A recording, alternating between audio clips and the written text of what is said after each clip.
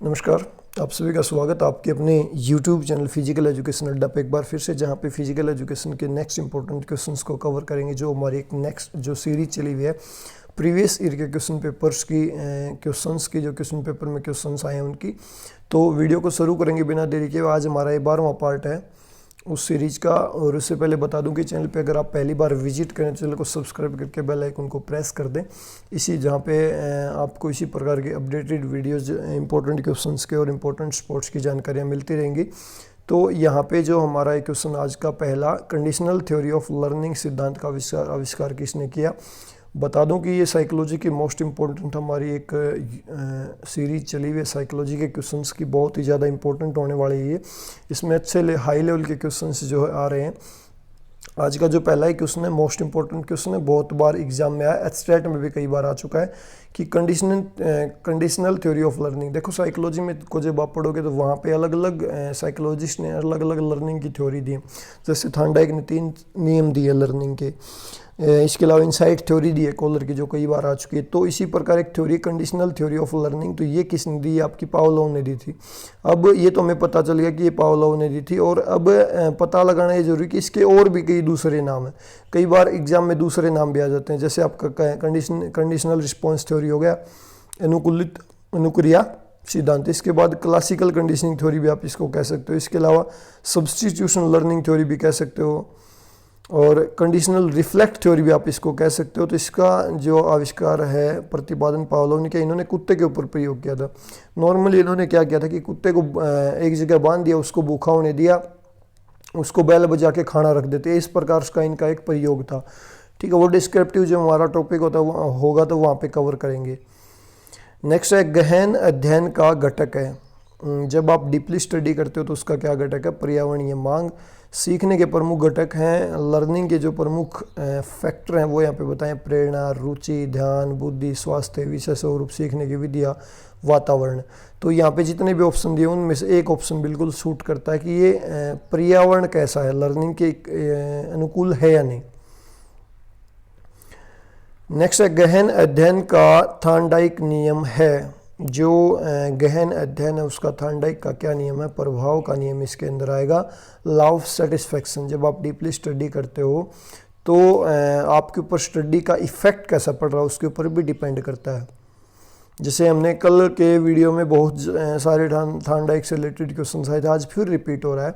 Thorndike ने सीखने के मेनली 3 नियम बताए हैं: प्रभाव का नियम, तैयारी का नियम, अभ्यास का नियम। मोस्ट इंपॉर्टेंट तीनों ही कई बार सीरियल में लगाने पूछ लेता है, एक सीरीज में लगाने। तो सबसे पहला प्रभाव का नियम होता है, दूसरा तैयारी का, तीसरा अभ्यास का नियम। ये क्वेश्चन कल के वीडियो में भी कई बार रिपीट हुआ था, आज फिर रिपीट हो रहा है। इन नियमों के अनुसार शारीरिक शिक्षा में किसी भी क्रिया को सीखने के लिए विद्यार्थी को तैयार होना चाहिए या तैयार होने के लिए प्रेरित करना चाहिए। नेक्स्ट आज का जो इंपॉर्टेंट क्वेश्चन है, शारीरिक शिक्षा शिक्षण के किस साधन द्वारा कल्पना शक्ति का विकास होता है?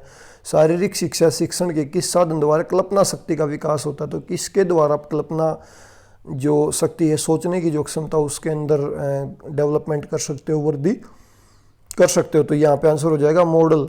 शिक्षण सहायक साधनों को सर्वदर्शी साधन भी कहते हैं। सहायक साधन कई प्रकार के होते हैं, जैसे ब्लैक बोर्ड आपका, बुलेटिन बोर्ड है, मैग्नेटिक बोर्ड है, तस्वीरें हैं, पोस्टर है, नक्शे, डायग्राम, फिल्म, स्लाइड, चलचित्र, रेडियो, टेलीविजन, रिकॉर्डिंग मॉडल आदि। मतलब ये टीचिंग एड्स होती हैं जो हेल्प करती हैं हमें लर्निंग में। ठीक है, तो मॉडल के द्वारा जो है बच्चा जब मॉडल बनाता है तो बहुत ही ज़्यादा उसको दिमाग लगाना पड़ता है, आइडियाज़ निकालने पड़ते हैं नए नए दिमाग से। तो मॉडल की हेल्प से जो है बच्चे की कल्पना शक्ति का विकास होता है, इमेजिन करता है वो नई नई चीज़ें। नेक्स्ट, अभ्यास के नियम का आविष्कार किसने किया था? Most important question. थॉर्नडाइक ने 3 अभ्यास के नियम बताए, हम कई बार पढ़ चुके हैं। तत्परता का नियम, अभ्यास का नियम और प्रभाव का नियम। तो ऊपर पूछा अभ्यास का नियम, मैंने कल भी बताया था कि इस प्रकार के क्वेश्चंस कई बार इस तरीके से भी आ सकते हैं कि आपसे पूछ ले तत्परता का नियम किसने दिया, प्रभाव का नियम किसने दिया। इसी क्वेश्चन से 10 क्वेश्चन बन सकते हैं। तो तत्परता का नियम जो है, तत्परता इसे माइंडसेट का नियम भी कहते हैं। माइंडसेट मतलब तत्पर होना, चीज़ें सीखने के लिए पूरी तरह से तैयार होना। एक तो आप नींद में हो, सीखने का आपका मन है नहीं, और कोई कोच आपको ग्राउंड में ले जाए तो आप सीख नहीं पाओगे। एक आपके अंदर सीखने की भूख हो।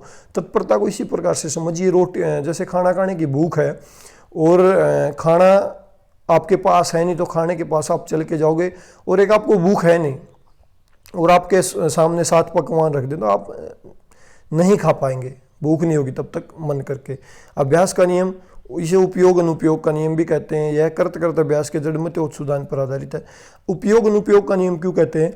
क्योंकि कोई भी चीज़ हम बार बार जब उसका अभ्यास करते हैं तो ही सीखते हैं, मतलब वो चीज़ उपयोग में हो रही है। अगर उसको आपने सीखना बंद कर दिया, उसका अभ्यास करना बंद कर दिया, तो वो अनुपयोग में चली जाएगी और फिर क्या होगा, इसका रिजल्ट वो चीज़ हम भूलने लगेंगे। इसके अलावा प्रभाव का नियम, इसे संतुष्टि का नियम और पुरस्कार में दंड का नियम भी कहते हैं।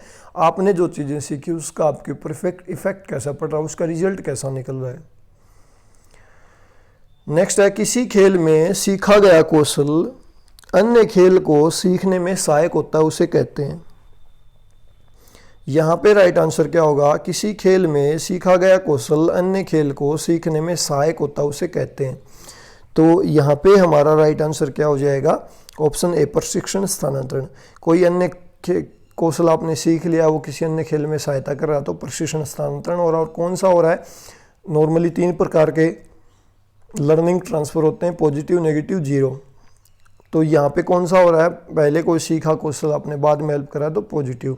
अगर पहले सीखा हुआ कौशल बाद वाले खेल के कौशल सीखने में समस्या पैदा कर रहा है तो नेगेटिव, और कोई हेल्प नहीं मिल रही तो आपका शून्य स्थानांतरण हो जाएगा। जैसे यहाँ पे बताया भी गया है ना, धनात्मक, ऋणात्मक और शून्यात्मक। नेक्स्ट है, सीखना प्रभावित होता है। सीखना सबसे ज़्यादा किससे प्रभावित होता है? आपके मोटिवेशन से जो है बहुत ही ज़्यादा प्रभावित होता है। प्रेरणा की अनुपस्थिति में सीखने का काम नहीं होगा। प्रेरणा एक बल है, सहज प्रवृत्ति है जो उत्साहित और विवश करती है, जो हमें अंदर से धकेलती है। बाहर का मोटिवेशन होता है वो एक प्रकार का पुल होता है, खींचना, और अंदर का जो मोटिवेशन होता है वो एक प्रकार का धक्का, पुश, हमें पुश करता है वो चीज़ सीखने के लिए।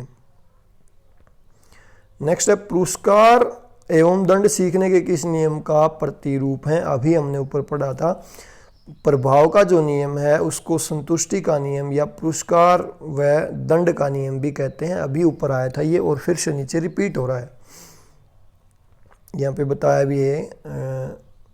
नेक्स्ट है, कक्षा 2 के बच्चों को पीटी सिखाने के लिए कौन सी शिक्षण पद्धति उपयुक्त होगी?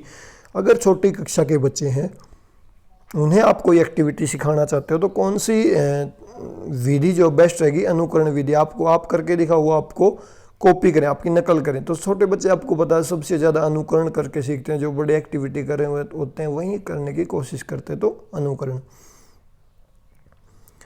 नेक्स्ट है, सीखने के अंतर्दृष्टि सिद्धांत के प्रतिपादक कोहलर ने अपना प्रयोग किस जानवर पर किया था? तो जो कोहलर ने इनसाइट लर्निंग थ्योरी दी है, तो इनका प्रयोग किसके ऊपर था? देखो, बहुत सारे साइकोलॉजिस्ट ने अलग अलग प्रयोग किए, तो ज़्यादातर ने पशु पक्षियों के ऊपर प्रयोग किए थे, तो इनसे रिलेटेड क्वेश्चन भी आ सकता है। तो कोहलर ने अपना प्रयोग जो किया था वो चिंपैंजी पे किया था, बंदर एवं चिंपैंजी आप इसको कह सकते हो। अंतर्दृष्टि या सूझ का सिद्धांत इसको कह सकते हो, इनसाइट लर्निंग थ्योरी इंग्लिश में कह सकते हो। प्रतिपादक जर्मन मनोवैज्ञानिक वर्दिमर कोहलर और कोफका हैं। इस सिद्धांत को पूर्णाकार और या समग्राकृति सिद्धांत कहते हैं, इसे गेस्टाल्ट सिद्धांत भी कहते हैं। कोहलर ने सुल्तान नामक चिंपैंजी पर अपना प्रयोग किया। कई बार चिंपैंजी का नाम भी पूछा जा सकता है, इसलिए सुल्तान जरूर याद कर लें। नेक्स्ट है, प्रयास एवं त्रुटि का सिद्धांत किसके द्वारा दिया गया? तो प्रयास एवं त्रुटि का सिद्धांत भी आपका थॉर्नडाइक ने दिया था। प्रयास एवं त्रुटि सिद्धांत देने वाले ईएल थॉर्नडाइक हैं। थॉर्नडाइक ने इसे एक भूखी बिल्ली को पिंजरे में बंद करके एक प्रयोग किया था। इस सिद्धांत को कई नामों से पुकारा, जैसे इनसाइट थ्योरी आपकी कोहलर ने दी, क्लासिकल कंडीशनिंग थ्योरी पावलोव ने दी। तो इसी प्रकार प्रयास एवं त्रुटि ये सिद्धांत किसने दिया था? आपका थॉर्नडाइक ने। इसके अलावा थॉर्नडाइक ने लर्निंग के 3 नियम भी दिए हैं, वो भी आपको याद रखने। तत्परता का नियम नंबर 1, नंबर 2 अभ्यास का नियम, नंबर 3 प्रभाव का नियम, संतुष्टि का नियम, सेटिस्फेक्शन का नियम। ठीक है, इसके अलावा जो आपका ये है प्रयास एवं त्रुटि को और क्या नामों से बोल सकते हो आप? उद्दीपक प्रतिक्रिया सिद्धांत कह सकते हो, संबंधवाद सिद्धांत कह सकते हो, अधिगम का बंध सिद्धांत आप इसको कह सकते हो, संयोजनवाद का सिद्धांत भी आप इसे कह सकते हो। नेक्स्ट, सीखने वालों के लिए यह जानना आवश्यक है कि वह क्या स्मरण रखे और क्या भुला दे। कथन किसका है? तो ये कथन आपका है क्रो एंड करो का। पहले भी ये डेफिनेशन आ चुकी है, फिर से रिपीट हो रही है। नेक्स्ट है शिक्षा मनोविज्ञान सहायक है। शिक्षा मनोविज्ञान किस में सहायक है? संपूर्ण शैक्षिक प्रक्रिया में ये हेल्पफुल होता है आपका। नेक्स्ट है सीखी गई क्रिया का अन्य सामान्य परिस्थितियों में उपयोग किया जाना कहलाता है अधिगम स्थानांतरण। पीछे है, फिर से रिपीट हो रहा है, याद करने में ईजी होगी, जो चीज़ बार बार रिपीट होंगी। क्रो एंड करो ने इसके ऊपर अपने विचार भी दिए हैं। सीखने के एक क्षेत्र में प्राप्त होने वाले ज्ञान, कुशलताओं और सोचने, अनुभव करने या कार्य करने की आदतों का सीखने के दूसरे क्षेत्र में उपयोग करना ही प्राय प्रशिक्षण का स्थानांतरण कहला। डेफिनेशन आ सकती है, ये मोस्ट इंपॉर्टेंट है, याद कर लें। नेक्स्ट है कक्षा वातावरण में सीखने का महत्वपूर्ण नियम। कक्षा वातावरण में सीखने का महत्वपूर्ण नियम क्या है? हस्तलेखन, हाथों से लिखाई का काम करना। नेक्स्ट है स्किनर द्वारा सीखने से संबंधित दी गई परिभाषा। स्किनर ने कौन सी परिभाषा जो सीखने की दी है? तो यहाँ पे राइट आंसर हो जाएगा सीखना व्यवहार में उत्तरोत्तर सामंजस्य की प्रक्रिया है। यहाँ पे देख लेते हैं, सीखना व्यवहार में उत्तरोत्तर सामंजस्य की प्रक्रिया, ये बात स्किनर ने कही है। इसके बाद यहाँ पे है सीखने को परिवर्तन, परिष्करण और व्यक्ति के व्यवहार में समायोजन के रूप में परिभाषित किया जा सकता है, जो ज्ञान, दक्षता और अनुभव के रूप में नई अनुक्रियाओं के सीखने के परिणाम था। मतलब पॉजिटिव चेंजेस बिहेवियर में, वहीं सीखना होगा। नेक्स्ट है सीखने के स्थानांतरण का सिद्धांत कौन सा है? तो यहाँ पे सीखने के स्थानांतरण के भी अलग अलग सिद्धांत हैं, तो यहाँ पे राइट आंसर हो जाएगा समान तत्वों का सिद्धांत। ये तो आपका सकारात्मक पॉजिटिव लर्निंग ऑफ ट्रांसफर हो गया। तो जो स्थानांतरण के भी कुछ एक सिद्धांत वो आप आगे भी आएंगे, और यहाँ पे इन तीनों में से एक हमें चूज करना। तो समान तत्वों का सिद्धांत मतलब दो चीज़ें आपको सीख रहे हो, अगर उसमें कोई दो तत्व समान है तो वो आपको लर्निंग में हेल्प करेगा। जैसे यहाँ पे है समान तत्वों का सिद्धांत, सामान्यीकरण का, ये भी अलग अलग साइकोलॉजिस्ट ने अलग अलग दिए हैं। जैसे समान तत्वों का सिद्धांत आपका थॉर्नडाइक ने दिया है, सामान्यीकरण का सिद्धांत आपका C.H. जुड ने दिया है, सामान्य एवं विशिष्ट अंश का सिद्धांत आपका स्पीयरमैन है, जागृति आदर्शों का सिद्धांत प्रतिपादक आपके W.C. वेंगले हैं। नेक्स्ट अभ्यास का नियम को और किस नाम से जाना जाता है? तो अभ्यास का नियम उपयोग अनुपयोग का नियम, फिर से रिपीट हो रहा है, ऊपर भी आ चुका है और ये बताया भी है यहाँ पे। अभ्यास का नियम उपयोग अनुपयोग का नियम होता है। थॉर्नडाइक ने नियम दिए। थॉर्नडाइक तो बहुत बार रिपीट हो चुका, तो आपको याद हो जाना चाहिए अब तक। सीखना कौन सी प्रक्रिया है? तो सीखना आपकी व्यवहारिक प्रक्रिया है। यहाँ पे बताया भी है वुडवर्थ ने, नवीन ज्ञान एवं नवीन प्रतिक्रियाओं को प्राप्त करने की प्रक्रिया ही सीखने की प्रक्रिया है। सीखने की प्रक्रिया में निम्नलिखित प्रमुख बातें देखने को मिलती हैं। ये वुडवर्थ की डेफिनेशन भी याद कर लें, लर्निंग की मोस्ट इंपॉर्टेंट आपके लिए हो सकती है। नीचे के पॉइंट्स भी आप पढ़ सकते हैं। आज का लास्ट क्वेश्चन है, इनमें से कौन सा शब्द सीखने के प्रयाची के रूप में प्रयुक्त होता है? तो कौन सा शब्द जो होता है वो यादाश्त, आपकी मेमोरी। यहाँ पे एक्सप्लेनेशन भी दे रखी है। यादाश्त स्मृति एक जटिल मानसिक प्रक्रिया। स्मृति वह मानसिक प्रक्रिया जिसके द्वारा मनुष्य अपने पूर्व अनुभव को मानसिक संस्कार के रूप में अपने अचेतन मन में संचित रखता है और आवश्यकता पड़ने पर अपनी वर्तमान चेतना में ले जाता है। गिलफोर्ड की ये डेफिनेशन याद रखने की है, मोस्ट इंपॉर्टेंट। किसी बात को भली भांति मेमोरी की ये डेफिनेशन है, भली बात याद रखने के लिए सबसे अच्छी तरह सीख लेना, आधी से अधिक लड़ाई जीत लेना, मोस्ट इंपॉर्टेंट। गिलफोर्ड की ये बात एग्जाम में आ सकती है। तो ये थे आज के 20 इंपॉर्टेंट क्वेश्चंस। ये सीरीज कंटिन्यू चलती रहेगी। बहुत सारे बच्चे क्वेश्चंस बढ़ाने की बात भी करते हैं, लेकिन उसमें फिर क्या होता है कि वीडियो जो है बोरिंग हो जाता है। और अभी हमारे सामने कोई एग्ज़ाम भी नहीं है, तो स्लोली हम सारी चीज़ों को कवर करेंगे। हाँ, जब एग्ज़ाम आएगा तो वहाँ पर रैपिड कोर्स भी चलाया जाएगा, बेफिक्र रहें। अभी हम थोड़े से फ्री हैं लॉकडाउन में, तो थोड़ा थोड़ा पढ़ते रहें, ज़्यादा प्रेशर न डालें आपके ऊपर।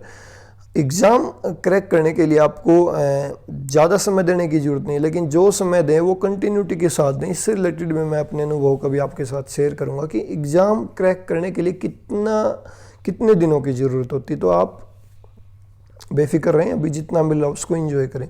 तो अभी के लिए इस वीडियो में इतना ही। वीडियो को लास्ट तक देखने के लिए आप सभी का बहुत बहुत धन्यवाद। नेक्स्ट पार्ट भी कल आएगा हमारा, बने रहे हमारे साथ। इसी प्रकार के वीडियो जाते रहेंगे। अभी के लिए इस वीडियो में इतना ही। Thank you.